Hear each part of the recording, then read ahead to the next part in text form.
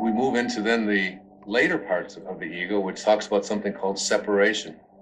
And the ego has a very strong belief system that who I am is separate from everybody else. And then another component of the ego teaches us that I'm also separate from everything that's missing in my life, from all the things that I'd like to have. And then finally, the ego teaches us the most egregious error of all. It teaches us that we are separate from God. And one of the simple constructs that you learn in the afternoon of your life when you shift into the meaning phase of your life is to realize that you came from a source. We can call it God, we can call it Tao, it doesn't matter what we call it. And that this source is everywhere. There's no place that it is not. It must be because it creates everything. Everything comes from this source. Then it must be in me. If there's no place that it's not, it must be in me. And if it must be in me, it must also be in whatever it is that I feel to be missing from my life. If you know that, then in some way, everything that's missing from your life that you would like to have, you're already connected to it in spirit. And all you have to do is figure out a way to align yourself with that and have a knowing that you're already connected to it. You just have to bring it on its way. And the way that you think and process. What was that out loud? Yeah, you just said that out loud.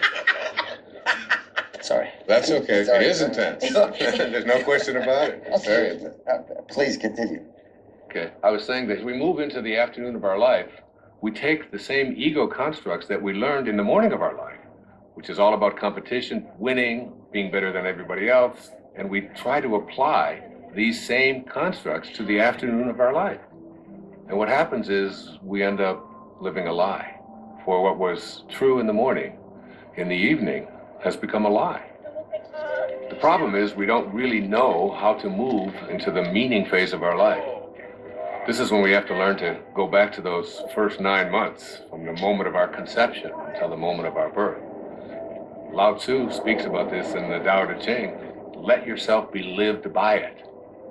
He says that the Tao does nothing. It's leaving nothing undone. This is where we have to get to a place where we can surrender and have a knowing that we're not alone and that we're going to be guided and that we have a nature and that we can trust in this nature. It's not something that we have to always be struggling with. It's not something we have to be in charge of. Literally, think about it. Let yourself be lived by it rather than you taking over. But as we move into the meaning phase of our life, what's happening is we begin to think about fulfilling a dharma, fulfilling a destiny, fulfilling something inside of us, a calling that only we can feel inside of us. No one else can tell you what that is. But if you feel it and you know it, winning and being ahead of other people takes a back seat to feeling fulfilled and living your life on purpose.